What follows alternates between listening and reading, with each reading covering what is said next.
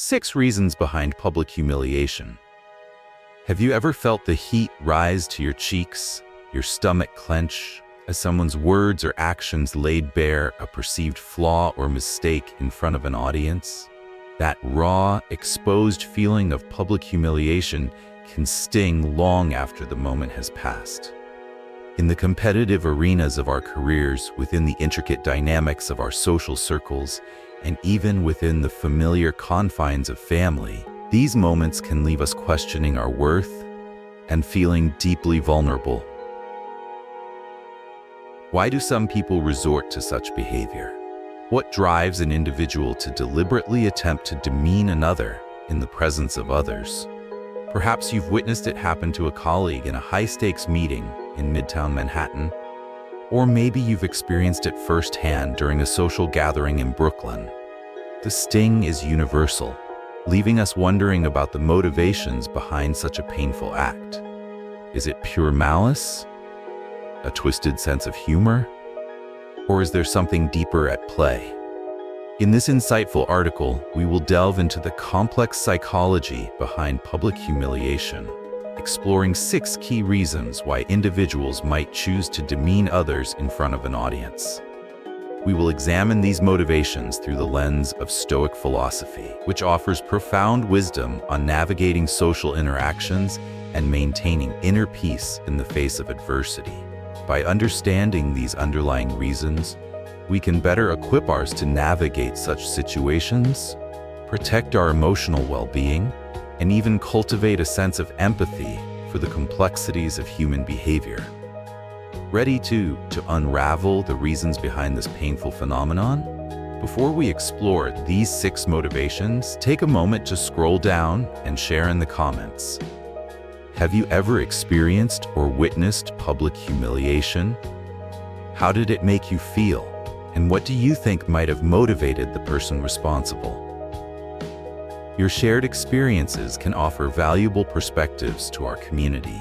And if you're committed to understanding human behavior and cultivating resilience in the face of social challenges, click that subscribe button and hit the notification bell for more insightful and empowering content. Let's explore the reasons behind public humiliation together. Now let's delve into the 6 potential reasons that can drive an individual to publicly humiliate another person. We'll explore each motivation, drawing upon the core tenets of Stoicism, which emphasizes understanding human nature, practicing virtue, and maintaining inner tranquility amidst the inevitable challenges of social interaction. We will also consider how these motivations might play out in the diverse and often high-pressure environments we navigate in modern life, particularly in a competitive hub like New York City. Number 1.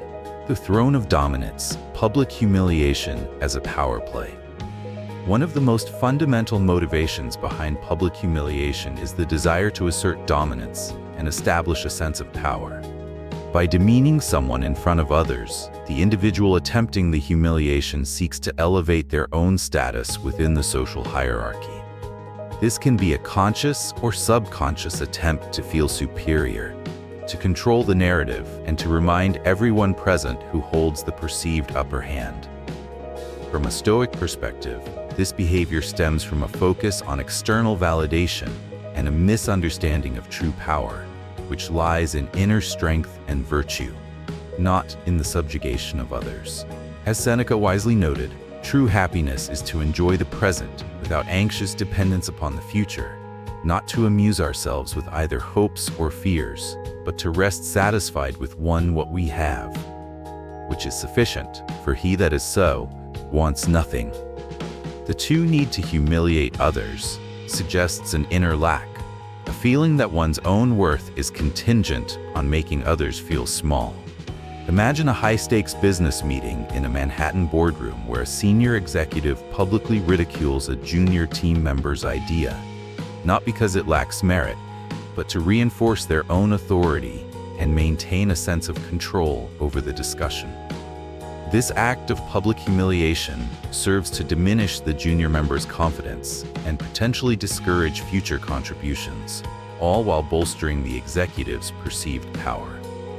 Research in social psychology has shown that displays of dominance can be a way to establish and maintain social hierarchies. However, from a Stoic standpoint, true leadership lies in inspiring and empowering others, not in belittling them. Consider the example of leaders like Nelson Mandela, who fostered unity and respect, demonstrating that true power comes from empathy and collaboration, not humiliation. Number 2, the mirror of insecurity, projecting inner flaws onto others. Often, the impulse to publicly humiliate others stems from deep-seated insecurity and a need to project one's own perceived flaws onto someone else.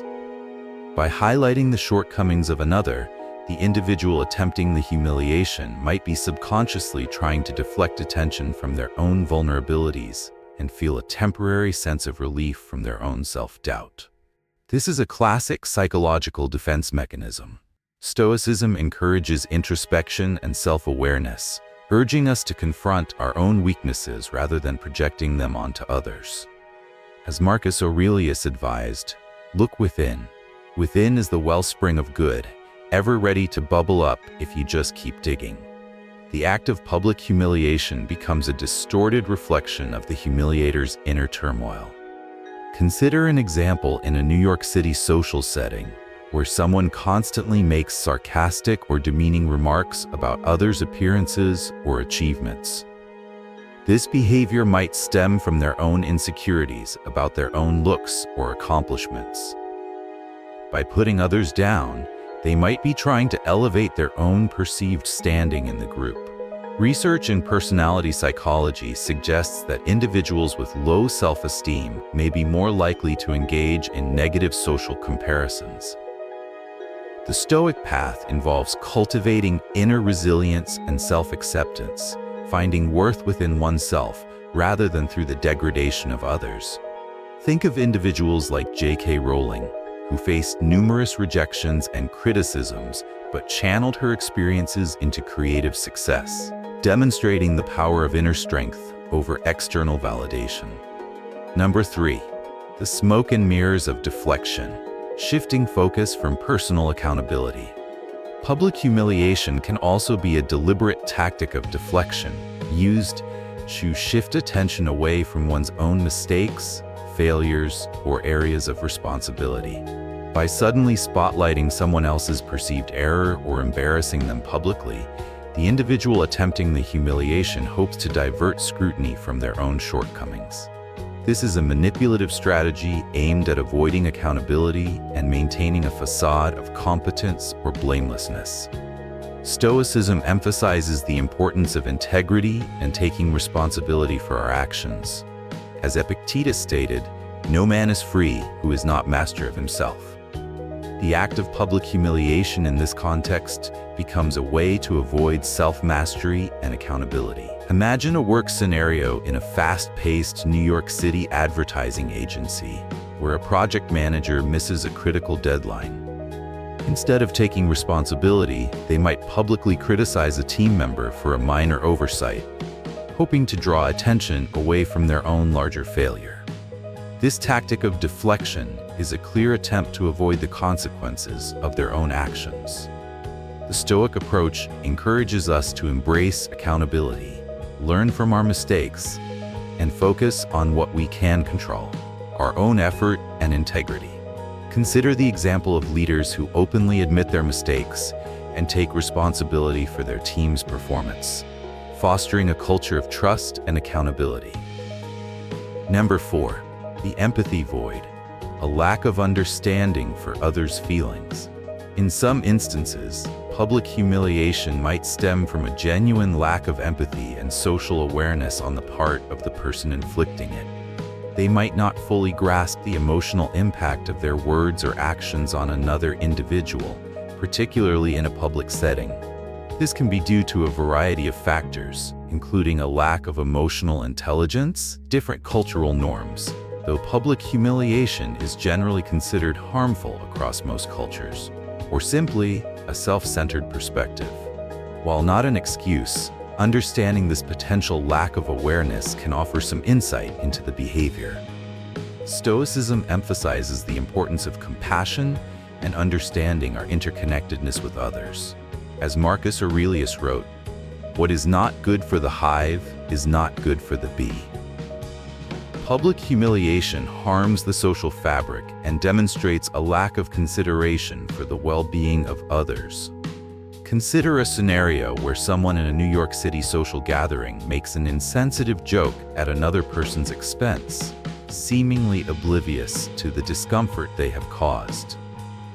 This might stem from a lack of social awareness or an inability to put themselves in the other person's shoes. Research in social cognition explores the development of empathy and the factors that can hinder it.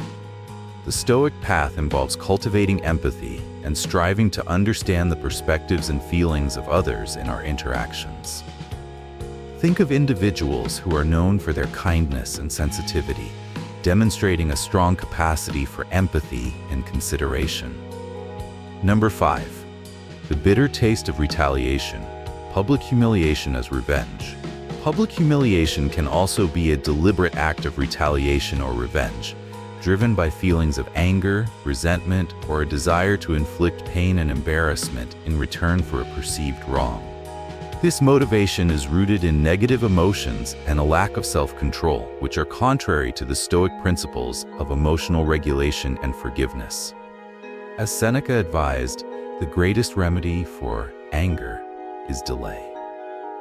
Public humiliation as revenge is often a rash and ultimately self-destructive act.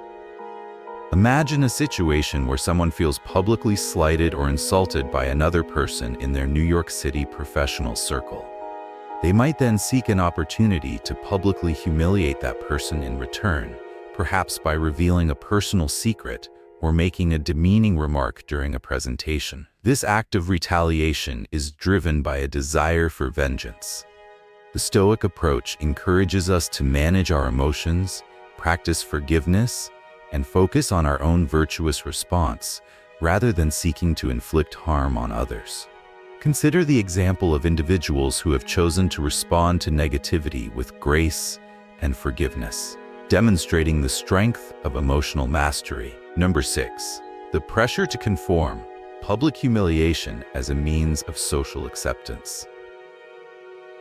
In some social or professional contexts, individuals might participate in publicly humiliating someone else due to social pressure or a desire to conform to group dynamics. They might feel the need to align themselves with the dominant group, gain approval, or avoid becoming the target of humiliation themselves. This behavior stems from a focus on external validation and a potential fear of social exclusion. Stoicism encourages us to prioritize our inner values and to act in accordance with virtue, even if it means going against the crowd. As Epictetus stated, "Don't explain your philosophy, embody it." True integrity involves standing by your principles, even when it's socially challenging. Imagine a scenario where someone in a New York City office environment joins in on making fun of a colleague, not because they genuinely feel animosity, but because they want to be accepted by the more popular members of the team. This act of conformity can contribute to a toxic environment. The Stoic path involves cultivating inner strength and a sense of self-worth that is not dependent on the approval of others. Think of individuals who have stood up for their beliefs and for others, even when facing social disapproval, demonstrating the courage of their convictions. In conclusion, the reasons behind public humiliation are often complex and rooted in a variety of motivations, including the desire for dominance, insecurity, deflection, a lack of empathy, the pursuit of revenge, or the pressure to conform. Understanding these underlying factors through the lens of Stoic philosophy can provide us with valuable insights into human behavior and equip us with a framework for navigating such challenging social interactions. While public humiliation is a painful experience, remembering that it often reflects the inner state of the person inflicting it can help us maintain our inner peace and focus on cultivating our own resilience and virtue. Now I encourage you to share this article with your friends and colleagues to foster a greater understanding of this complex issue. Take some time to reflect on your own interactions and consider how you can contribute to a more respectful and empathetic environment. And if you found these insights valuable, please give this article a like and subscribe to our channel for more content on understanding human behavior and cultivating inner strength. Thank you for joining me in this exploration, and I look forward to our next insightful discussion.